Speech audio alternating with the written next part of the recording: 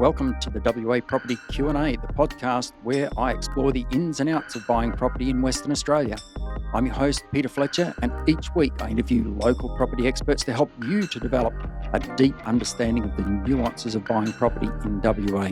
From market trends to legal considerations, no topic is off limits.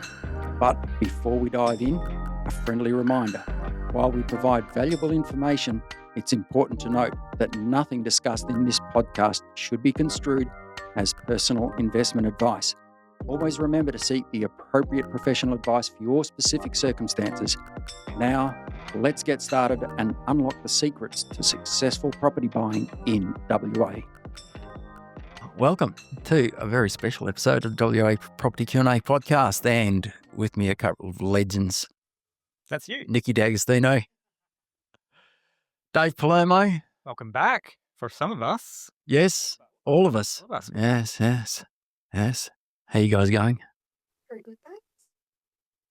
Right, let's talk pulse of the industry. Pulse of the real estate industry. What's happening out there? Nikki? Well, we were talking about fatigue earlier, and that coming through the industry overall. I'm seeing that from the consultancy perspective with the amount of compliance coming in and risk on agents. And I think as well, in the last few years, we've seen a lot of new agents or reps come into the industry, new agencies popping up. Everyone looks like a legend because it's a great market, as long as you can get listings. And now there's coming to be a bit of a crackdown on the compliance and things. You're looking at AML, CTF reform, Residential Tenancies Act reform, Strata reform coming in. The Strata industry is a whole separate beast where, as you know, I've got an agency that solely focuses on Strata, but a lot of Strata managers don't even operate under any sort of license and compliance, and what that looks like still to be determined. I think fatigue is a massive thing in the industry right now across a lot of different levels, but from, someone that's selling, such as myself, and just seeing the buyer fatigue from buyers with this probably overused word of, cost of living. It's definitely a thing. People are over. They're fatigued from missing out on properties, going to 20, 30 home opens and missing out on offers. I think they're just over it. There is this fatigue. And, right now as we sit, I think that we've got record low numbers of properties on the market. So that fatigue is going to continue to happen. The buy fatigue is real. I think people are just giving up trying to find something. They're locking in longer rentals or staying with mum and dad a little bit longer. But buy fatigue is probably the word that I would be leaning towards. And you mentioned industry fatigue. I think we're seeing it from tenants as well. Tenant fatigue is probably something that's a massive issue for property managers now. Fatigue from rents going up. Even think about social media fatigue and all the become a buyer's agent. We often talk about the spookers and the kind of information out there and how easy it is to, start this empire and start the Airbnb empire, buy 10 properties in a year and do this. And, you can talk a lot to the kind of properties that unskilled buyer's agents or claiming to be buyer's agents are talking people into buying and things like that with these dreams of sort of the new Ponzi schemes or pyramid schemes. What's your pulse, Pete? What do you say? Oh, I agree with you, Dave, that there is a level of fatigue, and it's almost become hopelessness for some people. It's almost like, well, you know what? We'll just give up. I'm following. Well, I don't know whether I actually follow the account or it's being dropped into my Insta feed of this young lady attempting to buy a property and complaining about, how terrible they are and how hard they are to get, to get an offer accepted. I kind of think there's a little bit of, whinginess there, but it speaks to a thing that's going on where people are just going, you know what, I'm just going to give up. I'll try again when prices go down, which I can't see that happening. I've seen that Instagram page, and I have been following her journey, and I think the fatigue is real in that as well, because I think one of her recent videos that has gone viral, she's talking about how poorly presented a property is by a local Perth agency. Now, there's always a backstory of why perhaps the property was presented like that. We don't know the story, not going to name who they are. But you look at that and you think, maybe that is true. The fatigue's there where they just go, hey, we can advertise anything and sell anything. It doesn't matter what condition, doesn't matter how many syringes are in the bathroom at the time, which is what the story was about, or how many dead mice are on the floor. We can just sell anything. And that's not the way we like to do things. But there is just this, let's just give up, it's hopelessness sort of vibe coming out there. People are just going, yep, we've missed the market. We're not going to participate anymore. They're just dropping out. And is this where we were all at the Rewa Connect conference? Well, we were all there. Yeah, I was on your table. And so we were at Rewa Connect, and they had 2 sessions on mental health. 2 big sessions on mental health. No, I wasn't there. No, you weren't on that one. I was at the other one. You were thinking of Innovate, yeah. Not the other one. Yeah. We highly endorse all Rewa events. But is that where this thing about mental health is coming from? That where that real estate agents themselves are starting to get a bit tapped out from it all? I think there was a statistic that was about 70% of real estate agents at some point suffer burnout. And we've seen this, in the last 20 years I've been in the industry, and I always used to make the joke, if you make it through your first 2 years in real estate, you'll be in it for life. But not many make it through the first 2 years. I think I'm getting to the age now where I'm calling myself the older guy in the office, where I'm probably not the best person to ask. I'm not trained in it. I'm not trained in identifying mental health concerns of employees and stuff like that, and haven't grown up with it.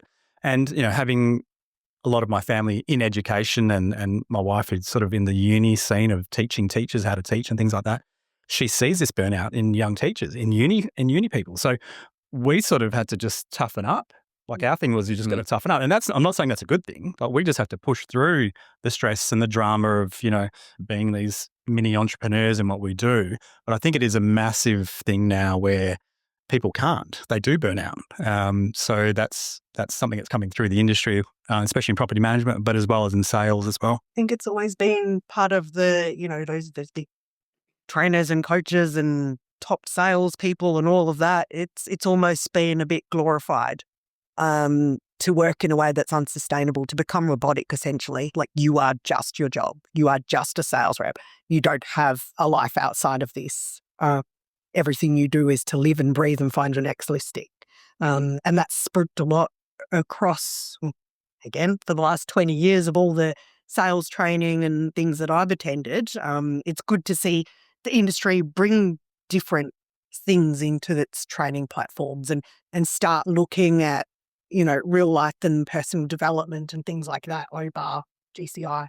And I think we've seen this come up in the real estate bar camp events that we've been running in Perth as well as across Australia now, where for those that aren't familiar with the process, we have a board, and on that board is a list of topics that people want to talk about or know about in the industry. And the mental health component of working in the industry has been popping up on that board for the last 18 months. Yep. Maybe the last 2 years, it's been popping up as a thing. And I think there was a holy shit moment for us in the Perth one a couple of years ago where it was a massive topic of discussion, and probably one that we were maybe slightly out of our depth having that conversation. And that's then led to some of these rerun events having people who are much better prepared and educated than us to talk about that stuff. So it is definitely something that's there. I think, you can't take my mentality or the way that we've come through the industry of just going, hey, you have to toughen up. We just have to do it. If you've got 10 home opens on a weekend, that's just what you have to do. If you've got multiple offers and you have to write offers, and we're talking writing offers, not docu-signing, in the old days, you just have to work the hours. So carbon copy. I think I entered the industry just a little bit after that. Yeah. Carbon, little notebook and car, carbon thingy-majiggy. Yeah, but it's definitely an issue. You can always tell the rookies in the industry, and I did a couple of times, where you'd get the carbon papers wrong. and you'd flick it over, flick the offer over to write on the back, the special conditions on the back, and you'd forget to turn the carbon paper over, and then you'd end up writing all over the front page of the contract and have to start again. And there'd be people listening to this going, "What is he talking about?" We've navigated tech before it was tech. I think there'll be people Googling right now, what did Kagi bet for? Attach the link and the for everyone. Yeah. I used to chisel contracts onto stone tablets and attach them to the back of a donkey. But that's a good wrap up of what the pulse of the market right now is. And there's so many things we could talk about. But I think, there is this general feeling of fatigue running through the industry from employees to from property management, from tenants, from buyers. There's just this general feeling going on. I've got a home open and a property for sale at the moment just around the corner in this area. And it's in that first home buyer price range. It's in that first home buyer segment. So there's a lot of activity in there and just the general questioning from people. You can just feel it. Oh, how many offers have you got already is the question. Or, what do I stand a chance at this price level? And that's sort of, that negative questioning is coming through where we didn't really see that, 12 months ago. I think people are still sort of a little bit buoyant, a bit positive about entering the market. And hence now why these things emerge. I think that Instagram page you're referring to is Brooko Finds or Brooko something like that. I don't know. These things start emerging and you start seeing even in Sydney, you've got these negative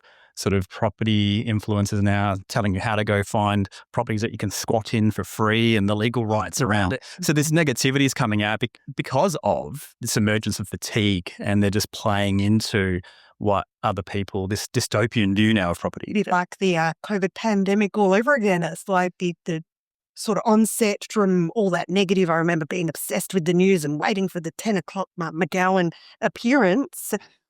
That's right. So on earth am I doing this? And once I switched off from it, turned it around, but it's like almost we don't know what to do with ourselves now that that's not the case, that we're latching on to the next negative thing to. Is this a COVID hangover? It's kind of like, well, we went through that and we got through it and, there was all sorts of rubbish that came out of that. And then we go, well, this is just like the bounce, the dead cat bounce out of that.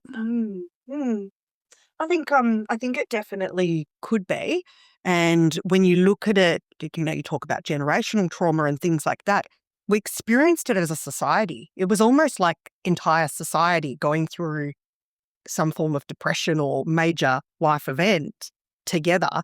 So that's embedded across us all. It's not just one person's experience, but everybody experienced it differently. And now we're learning to come out of that and interact again. But all of a sudden with all this new AI and things coming into play, we went from only being able to do video calls to having to come back to the office and don't know if we're Arthur or Martha at the moment. I think the vibe's a bit different in other parts. So this is obviously a Perth podcast and we talk about our experiences here, but what we found from the Melbourne events that we've done is, and Melbourne had a very different COVID experience to us. They've come out of a tough COVID experience and lockdowns and things like that into perhaps not a buoyant market as well. They've come into a tough property market and then also a tough political situation and where property is getting crucified with land taxes and council rates and all these wide. So their experience is even different. They've had a really bad experience with COVID and then flowing through to their work life now is not quite the same as, I guess, our buoyant market over here. It is changing.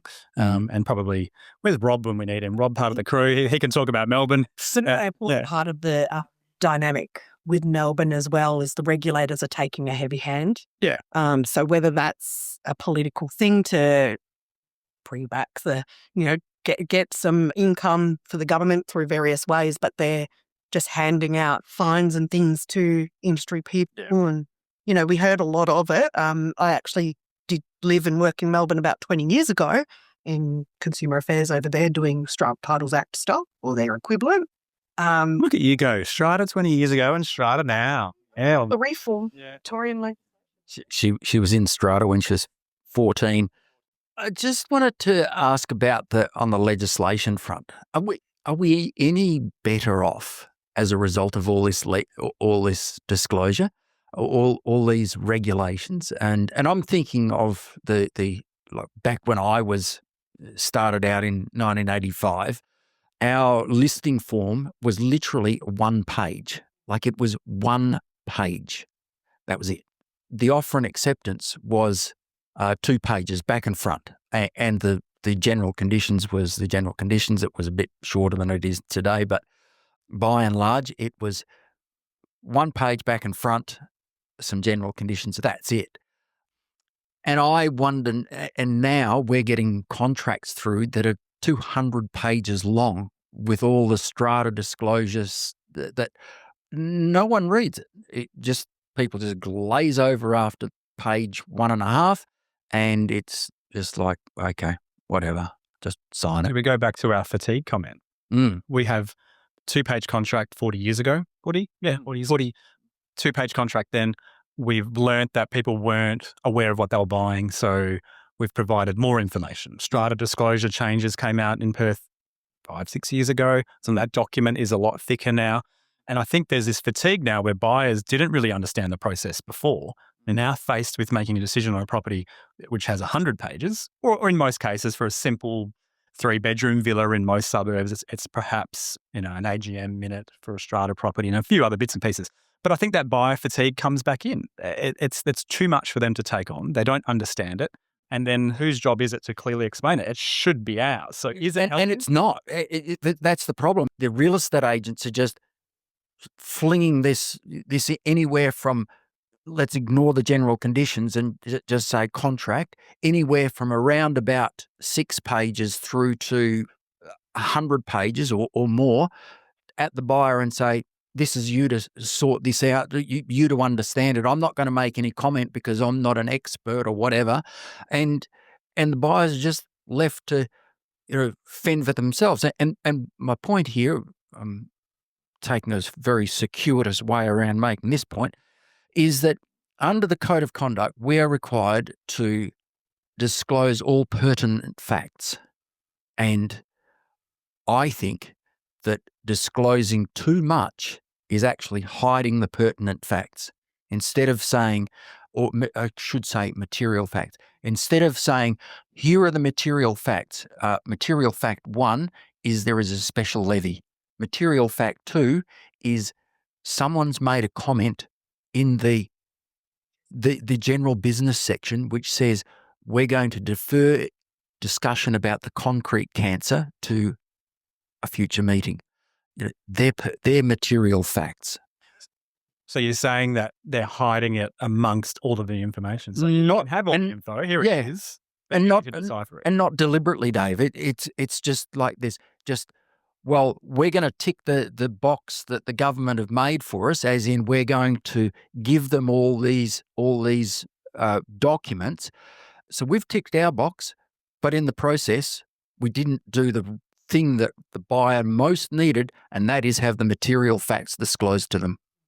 I actually, because we are a agency-friendly strata manager. Agency-friendly. Hello. I'm going to call you on that. I don't want to pay for my documents, and I want them emailed for free. How friendly are you?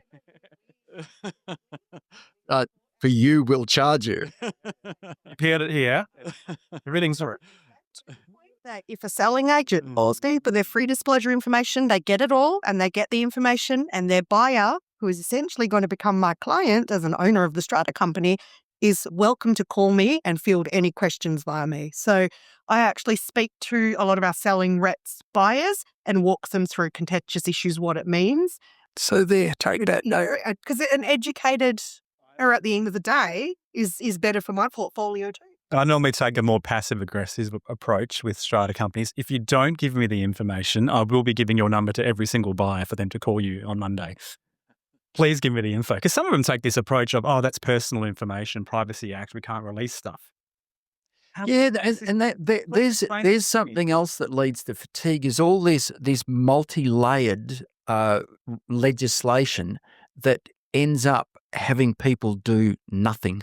Like you've got this, well, am I allowed to release this information under the Privacy Act, but I'm required to disclose it under the Real Estate Agents Code of Conduct, and I have to do it to comply with the regulations around disclosure on the contract. Oh, this is too hard. Take a approach with legislation that it is a tool to learn from, to guide the process that we revert to, but that we are not to be taking the punitive approach. Strata managers are a good example, but in any of it, it's not about saying no. It's about knowing the rights and the process and having a solid, clear process and understanding these tools that help you do your job and be the professional you are. I think for a lot of us, when we leave our surroundings and our offices with our team, and you step into the compulsory, the CPT world, and you get to see the other agents and the other strata managers are out there, and you start seeing the questions they ask. It's no surprise to me when we go to these public forums, and especially when strata's involved, the questions that agents are asking that show their lack of experience with strata and understanding. So maybe you're right. It's not the agent's job because they don't know how to do it. Not everyone's experienced in strata. But at the end of the day, you mentioned code of conduct. We've got a job, and our job is to know a lot more than the buyer and the seller.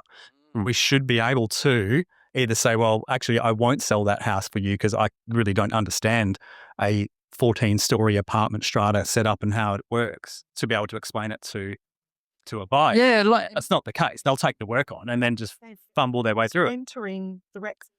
Yeah. That happened to the licensee. Yeah. But being actually in charge, yeah. So we've got a contract at the moment, and the contract has a clause on it where the settlement is subject to the seller's purchase settling, right? So, and what I said to the client before they made the offer, and it's evidenced in an email exchange, that add a no later than clause to that. And you guys are nodding your head. Yeah, of course you would do that. Otherwise, that contract could just go on forever. And buying, when's it meant to settle? and the contract come into the contract? it might never settle. And sure enough, it was supposed to settle at the end of May, and we're now the start of July, and it's still not settled.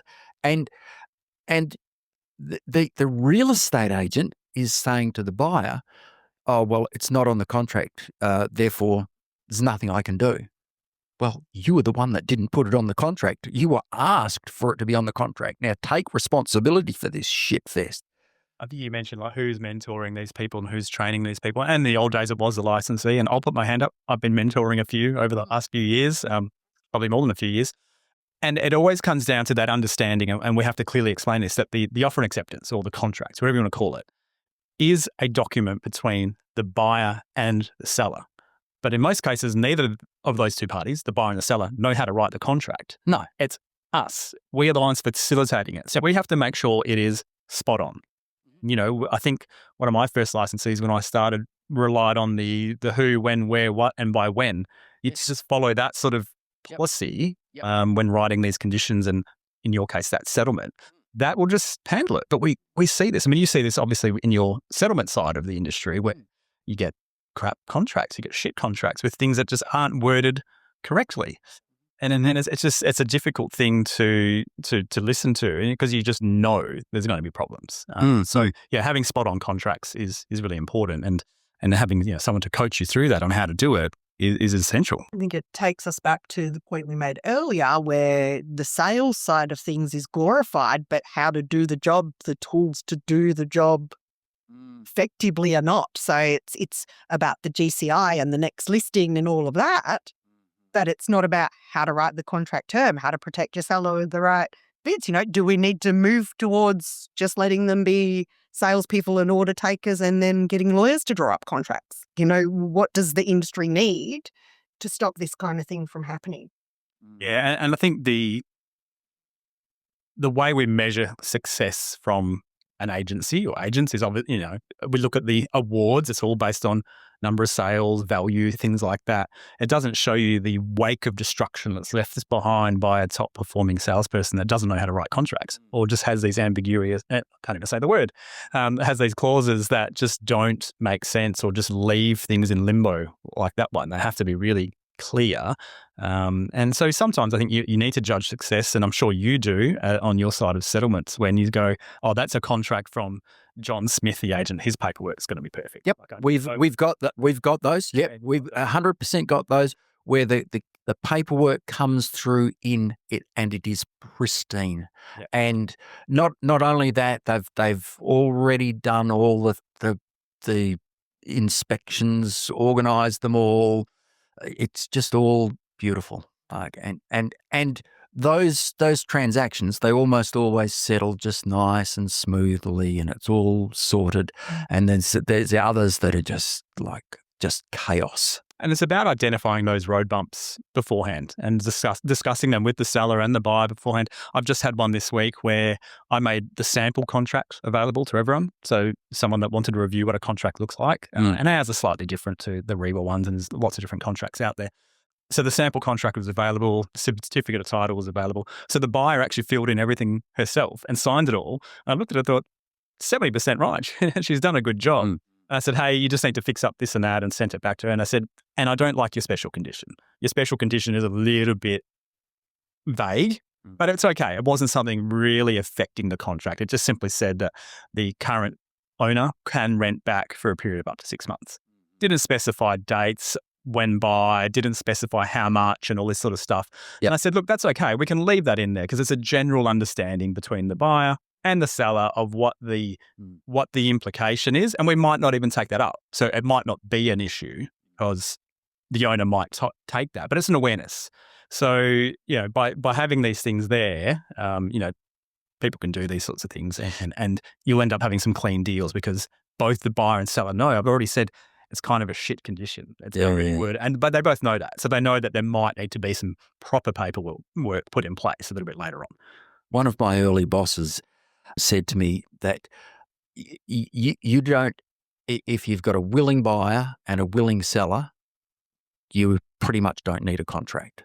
Like it will settle. You could write it on a napkin and it would still settle. The only reason we have these contracts is to deal with the edge cases. Just put for when they're no longer willing. Yeah. When people get pissed. I send you an offer on a napkin. I'm going to do it one day. Can we do it? Can we do it? Yeah. 2 signatures. Yeah. Yeah. Make a contract. Yeah. It's like in fact, I think you could do it on an exchange of emails. Yeah. And a contract, or the contracts we're writing are, good ones, are an insurance policy when they're no longer willing. Yes. And we've seen some nightmares. And I'm always quizzing you on some nightmare scenarios, which are not normally mine. They're normally people I know who have done something. Yeah, it's always asking for a friend. Well, asking for a friend. Yeah. And then, but that's great. I love that because then you start ripping apart your own paperwork and your own contracts going, oh, actually, there is a little bit of a leeway there somewhere. I think we had one recently with a subject to sale. And if one part of the subject to sale terminated, then what? Yeah. And it was this open-ended thing again where, actually, we don't know what happens then. And we then... Yeah, well, it's funny because in the REWA annexures, so the inspection annexure, the timber pest annexure and the structural inspection annexure, they actually don't place any sort of requirement on the seller to provide access. And then what happens if the seller doesn't provide access? And there's a whole bunch of stuff that things aren't perfect, but we get through. Most of them get through. Yeah. That's where the drone now comes in and doesn't physically touch the property and just inspects. Comes into the root board or something. I don't know. As per, there's always going to be someone out there that will pick it apart. Oh, yes. There's always Barry or Sharon from Unit 32 just shaking their fist at the young kids on the lawn. Doesn't matter how much you think, it's never going to be.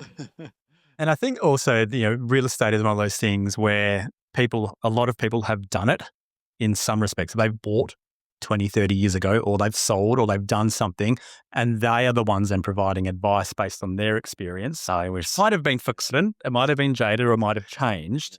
I recently had Everyone's got an Uncle Ted. got an uncle, who bought 7 years, and their understanding of what is meant to happen is based on what might have happened with a very easy sale maybe 10 years ago, and that's not the case now. I think sometimes you're getting, if we get specific, we talk about waterproofing issues, and we have buyers saying, "Oh, that's okay, that'll be covered by the structural inspection." No. And I'm like, no, it won't. So who do I work for? I work for the seller. But who am I advising? I'm advising the buyer to say, no. I need to protect you. If that is a concern for you, we need to write that separately. Yes. That is a concern. It's not going to be. And he's like, no, I'm in the building industry. That's definitely structural. I'm like, no, mate. Well, one, it's not. It actually isn't. But we can help you. So their understanding of the building industry crossing over to the real estate industry is not correct. So we have to educate the buyers as much as And that's what I was just about to alert to is, although the agent works for the seller, they still have a duty of care to that buyer. So you're well within your rights to try 100% the broker customer, but you do have a duty of care. And you do. Yeah, 100%. I recently sold something on my street. I live and sell in the area that I work in. I do sell elsewhere, across the mountains if you're looking for someone. But it was a really good seller. They understood the process and sort of handed over to me to do my thing. And it's fine. Had some great buyers come through.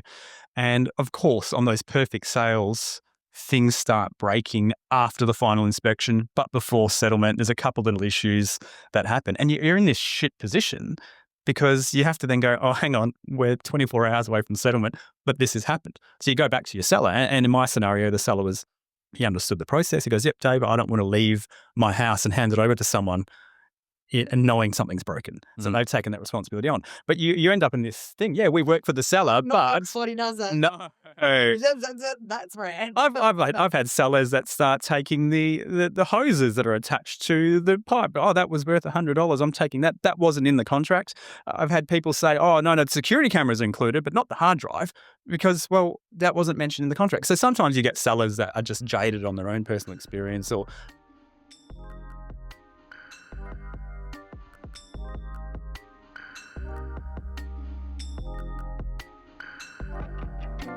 And that wraps up another episode of the WA Property Q&A. We hope you found our discussion valuable and gained some valuable insights into the world of property buying in Western Australia. Remember, while we strive to provide useful information, it's crucial to consult with the appropriate professionals before making any investment decisions. Don't forget to tune in next week for another exciting episode where we continue to unravel the mysteries of the WA property market. If you have any questions or topic suggestions, feel free to reach out to us. Until then, happy property hunting, and remember to seek the right advice for your personal circumstances. Thank you for listening.